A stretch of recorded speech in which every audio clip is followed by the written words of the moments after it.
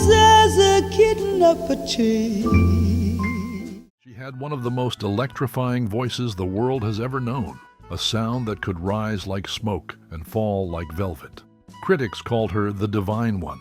Legends like Ella Fitzgerald and Frank Sinatra stood in awe of her phrasing, her control, her raw emotional power. And yet, while the world watched her perform under bright lights, another part of her life remained cloaked in shadow. And if you are into classic Hollywood icons, amazing stories, and newly discovered insights, then hit that subscribe button. We are on our way to 10,000 subscribers, and your support will mean a lot to our channel. Sarah Vaughn sang to millions but spoke very little about her personal life. She had standing ovations, sold-out tours, gold records, and a daughter almost no one knew about. She became a symbol of elegance and excellence, a woman whose career defined a golden era of jazz. But when it came to motherhood, she chose a very different kind of role, quiet, private, and fiercely protective. The contradiction is striking. How could someone so publicly adored, so deeply influential, keep something as personal and significant as a child completely out of the spotlight? Who was this daughter? What kind of relationship did they have? And why has her story remained nearly invisible in the years since Vaughn's death? The answers, like Vaughn herself, are complicated, filled with moments of brilliance, distance, and perhaps even regret. This is the story of a legend's other life, the one lived off stage, the one she never sang about. Whatever happened to Sarah Vaughn's child? Let's uncover the quiet truth behind the music. Sarah Lois Vaughn was born on March 27, 1924, in Newark, New Jersey, to a working-class African-American family deeply rooted in church and community. Her father, Asbury Vaughn, was a carpenter by trade and a weekend guitarist. Her mother, Ada, worked as a laundress and sang in the choir at Mount Zion Baptist Church, where young Sarah began her journey, not as a performer, but as a quiet observer. "Church gave me discipline and ears," she later said. She was a shy child with an extraordinary ear for melody. Long before formal training, Vaughn could mimic gospel solos, piano riffs, and jazz phrasing just by listening. Music was everywhere, in her home, in her neighborhood, in the pulpit, and it gave her the tools she would one day use to move the world. By her teens, Sarah was sneaking out to local jazz clubs in New York, especially Harlem's famed Apollo Theater. She wasn't old enough to be there, but she was already old enough to win. In 1942, at just 18 years old, she took the stage for amateur night at the Apollo and left as a champion. That performance caught the eye of jazz singer Billy Eckstine, who introduced her to Earl Hines. Hines hired her on the spot as a second pianist and vocalist for his band, the same band that would soon include Dizzy Gillespie and Charlie Parker. It was the perfect storm. Bebop was being born, and Sarah Vaughn was right at its center. By the mid-1940s, she had moved on to her solo career, quickly signing with Columbia Records. Her voice was unlike anything people had heard, warm, agile, wide in range, and technically masterful. Hits like Tenderly, It's Magic, and Whatever Lola Wants showcased not just her range, but her interpretive genius. Critics called her a vocal instrumentalist, someone who didn't just sing the melody, she reimagined it. She could take a phrase and stretch it like elastic, Quincy Jones once said. She had the voice of an angel and the mind of a jazz genius. Audiences loved her, musicians revered her, and yet even as her public persona blossomed, her private life remained behind closed doors. Unlike many stars of her time, Vaughn rarely gave the press access to her offstage reality. She gave interviews sparingly, often deflecting personal questions with humor or charm. And somewhere in that growing gap between who the world thought she was and who she was privately, the story of her daughter quietly began. But to understand what kind of mother Sarah Vaughn tried to be, You have to understand the pressure cooker she was living in. A black woman in a white-dominated music industry, constantly traveling, managing fame, finances, and often volatile relationships, all while trying to build something that resembled a family. And in 1961, in the midst of it all, Sarah Vaughn became a mother. By 1961, Sarah Vaughn was at the height of her powers. She had performed with the greatest jazz musicians of her era, filled concert halls across the world, and earned a reputation as one of the most technically gifted singers in history. But despite her success, there was something missing, something more personal, more grounding.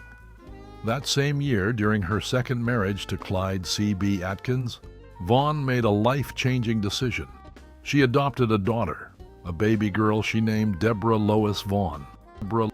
And if you are into classic Hollywood icons, amazing stories, and newly discovered insights, then hit that subscribe button.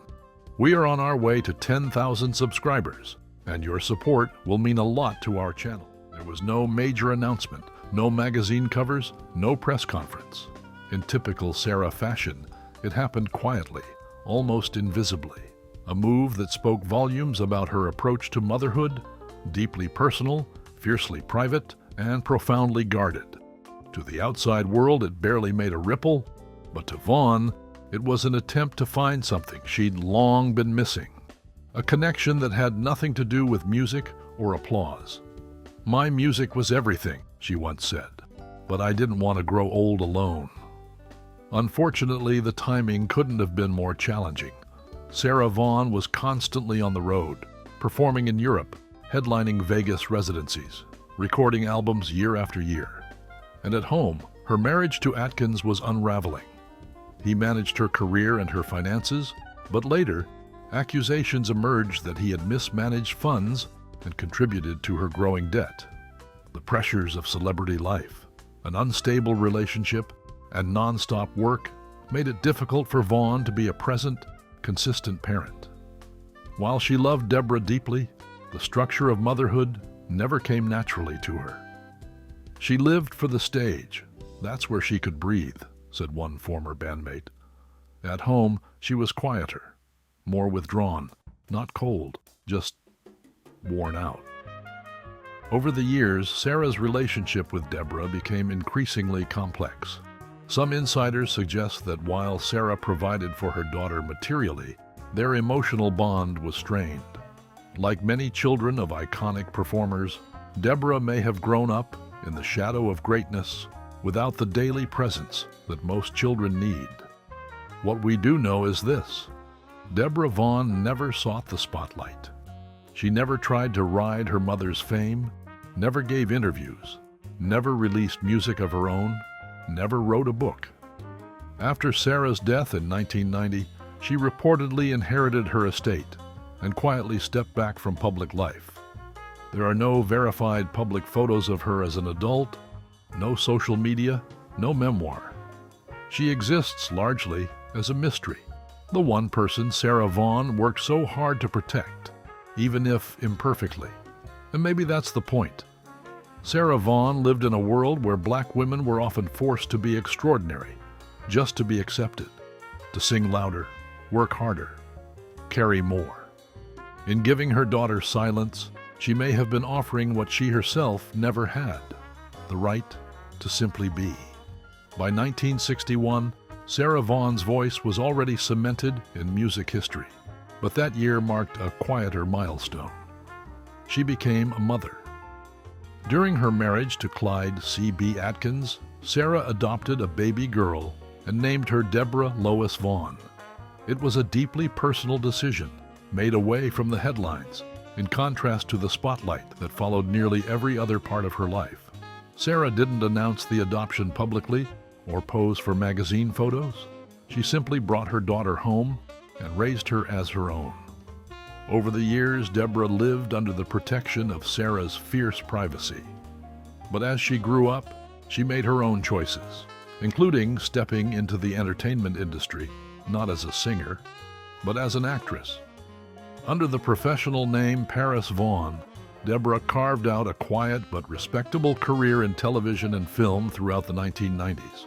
Her roles included guest appearances on hit shows like The Fresh Prince of Bel-Air, where she played a romantic interest in the episode Ain't No Business Like Show Business, and Family Matters, appearing in a holiday special. She also landed parts in The Sinbad Show and the cult comedy A Low Down Dirty Shame with Keenan Ivory Wayans. But perhaps her most notable role came in the late 1990s when she starred as Lila Giles in Fame L.A., a reboot of the iconic performing arts series. There, Paris played a confident, street-smart character, one who could sing, dance, and stand on her own, a fitting parallel to her real-life heritage, though she never publicly leaned on it. What stands out about Deborah's career is how little she used her mother's name. She never sought press as Sarah Vaughan's daughter, never gave interviews about their relationship, and never released music of her own. It's likely that was intentional, an act of self-definition in an industry that would have eagerly used her mother's fame as a marketing tool. In 1995, she married NHL player Russ Courtnall, and the two built a quiet family life, far from the chaos of Hollywood and the music industry. They had children and relocated to Canada, where they embraced privacy, stability, and family. Three things Sarah Vaughan herself rarely had the luxury to enjoy. When Sarah passed away in 1990 from lung cancer, Paris was just in her 20s. According to multiple reports, she inherited her mother's estate and quietly stepped into the role of guardian of Sarah's legacy. But unlike many children of celebrities who seek the limelight after their parents' death, Deborah, or Paris, remained largely out of view. There have been no memoirs, no documentaries from her perspective, and no revelations. She has never tried to capitalize on her mother's iconic status, a decision that feels strangely poetic, even admirable. While Sarah Vaughan's voice lives on through her records, her daughter's voice has remained largely silent. And maybe, in that silence, there is a kind of strength, the same kind that Sarah carried all her life. Sarah gave the world everything she had, her voice, her talent, her pain, her joy. But when it came to her daughter, she gave something else: privacy, protection, and a chance to live freely without being defined by someone else's spotlight. In the end, that may have been her most generous gift of all. Sarah Vaughan passed away on April 3, 1990, just days after her 66th birthday.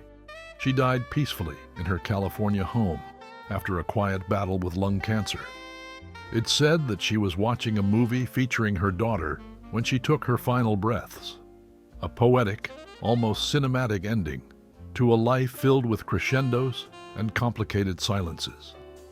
In the decades since her passing, Vaughn has been rightfully remembered as one of the most gifted vocalists in American music history.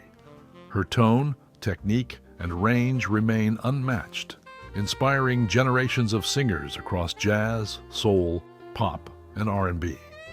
She was posthumously awarded a Grammy Lifetime Achievement Award, and her voice was declared a national treasure by fans and critics alike. The Sarah Vaughan International Jazz Vocal Competition, established in her honor, continues to recognize new generations of vocalists who carry her spirit into the future. But while her records play on, and her name is etched into jazz history, one piece of her life has remained out of the spotlight, by design. Her daughter, Deborah, or Paris as the world briefly knew her, has never spoken publicly about her mother. She's never written a memoir, released a documentary, or even sat for an interview. She simply walked away from the fame that could have been hers and chose something far more rare: peace. That silence speaks volumes. It tells us that Sarah Vaughan's most intimate legacy wasn't just her music, it was her desire to protect what little of her personal life she could. After a lifetime of performing, traveling, and being dissected by the world, she gave her daughter something she never had: the right to be ordinary.